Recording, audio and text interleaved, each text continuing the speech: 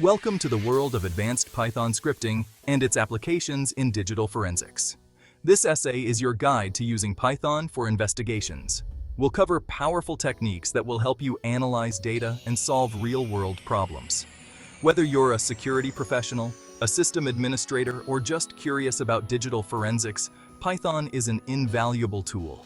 It can automate tasks, analyze large data sets, and even help you crack complex cases. Throughout this essay, we'll explore essential concepts. You'll learn about handling errors gracefully, interacting with your operating system, and visualizing data effectively. Get ready to enhance your Python skills and become a digital detective. Imagine this. Your Python script is processing a mountain of log files. Suddenly, it encounters an unexpected error. What happens next? Without proper exception handling, your script crashes and all progress is lost. Exception handling is like a safety net for your code. It allows you to catch and manage errors gracefully, preventing abrupt program termination and ensuring data integrity. File input, output, or I/O is another crucial aspect of forensic analysis. You'll often work with files, whether you're reading log files or writing reports. Python makes file I/O straightforward. Let's look at a code example that demonstrates file I/O with error handling. Try except file not found. Error except exception as E. In this example, the try block attempts to open and read a log file. If the file is not found, a file not found error is caught. If any other error occurs, it's caught by the generic exception handler. This ensures that our script handles errors gracefully and provides informative messages. Python provides powerful modules for interacting with your operating system. The sys and os modules are essential tools in a forensic analyst's arsenal. The sys module offers a window into the Python interpreter itself. Access command line arguments and get Python version info. The OS module provides functions for interacting with the operating system. Create directories, execute shell commands, and manage file permissions. Data visualization is crucial for understanding patterns and anomalies in forensic investigations. Long-tail and short-tail analysis are two techniques that help us make sense of data distributions. Imagine a graph where the x-axis represents data points, like file sizes, and the y-axis represents their frequency. In a long-tail distribution, a few data points have high frequency, known as the head, while a large number of data points have low frequency, forming the tail. This pattern is common in file systems, where a few large files dominate storage space. Short-tail distributions, on the other hand, have a more balanced distribution of frequencies. Understanding these patterns helps us focus our analysis and identify outliers. Python's matplotlib library is a powerful tool for data visualization. Here's an example of creating a histogram to visualize file sizes. Import matplotlib pyplot as plt import os file sizes xqs os path.getSize f for f in os.listDir. If os path.as file f ltitsat highest file sizes bins 20s plate x label file size bytes plates label frequency plot title file size distribution plot.show.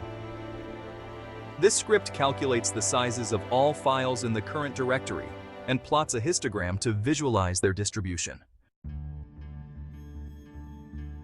Geolocation in Python plays a crucial role in many forensic investigations. Knowing where a device or user was located at a specific time can provide valuable insights. Python makes geolocation acquisition easy with libraries like GeoP. You can obtain coordinates from addresses. You can even calculate distances between locations. Let's see how to use GeoP to get the latitude and longitude of an address. Python from GeoP. Geocoders import nomina team geolocator equals nomina tm user agent my app. Location equal geolocator. Geocode 1600 Amphitheater Parkway, Mountain View, CA. If location print, location.address. Print location.latitude, location.longitude. This script uses the nominatim geocoder from GOP to retrieve the address, latitude, and longitude of Google's headquarters. Section 6. Controlling access. The power of blacklists and whitelists. In the realm of cybersecurity, access control is paramount. Blacklists and whitelists are two fundamental mechanisms for regulating access to systems and resources. A blacklist is a list of entities that are denied access. Think of it as a banned list. This could be a list of IP addresses known for malicious activity or a set of blocked usernames. Blacklists are reactive. They prevent known threats but might miss new ones. Whitelists, on the other hand, take a more restrictive approach. Only entities explicitly listed are granted access. This is like an exclusive guest list. Whitelists are proactive.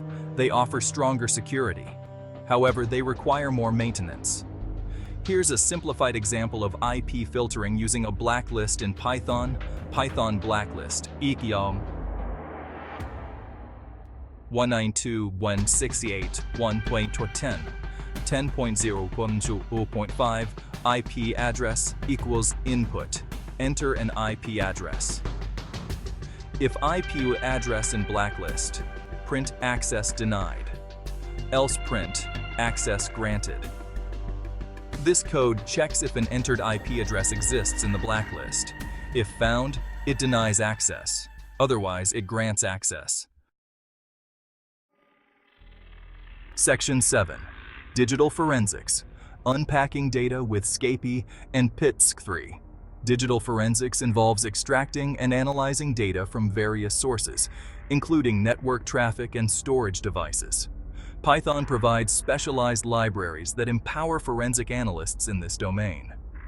SCAPI is a powerful packet manipulation library.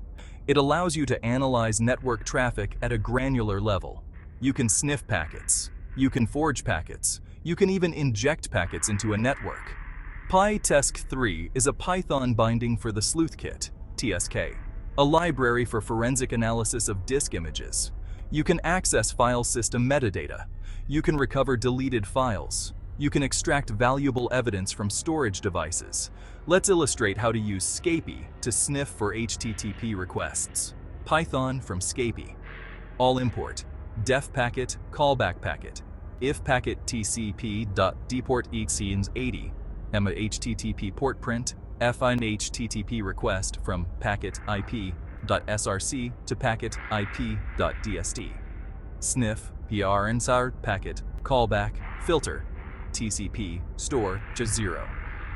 This script sniffs all TCP traffic and prints the source and destination IP addresses of HTTP requests.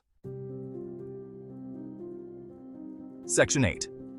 Documentation. The forensic analyst's best friend. In the meticulous world of digital forensics, documentation is paramount. Every step, every finding, and every conclusion must be meticulously recorded. Thorough documentation ensures repeatability. It allows other analysts to verify your findings. It also strengthens the legal admissibility of your evidence. When documenting your forensic analysis, be clear, concise, and accurate. Use descriptive file names and directory structures. Comment your code. Provide context for your observations. Remember, your documentation is a testament to your professionalism and the integrity of your work. Section 9. Conclusion. Level up your Python skills for investigations. Congratulations! You've journeyed through the realm of advanced Python scripting and forensic techniques. You've learned about exception handling, file I/O, system interaction, data visualization, geolocation, access control, and digital forensics tools. But this is just the beginning. The world of Python is vast and ever-evolving. Explore further, delve deeper, master new libraries. The possibilities are limitless. As you hone your Python skills, remember that with great power comes great responsibility. Use your knowledge ethically and responsibly to make the digital world a safer place.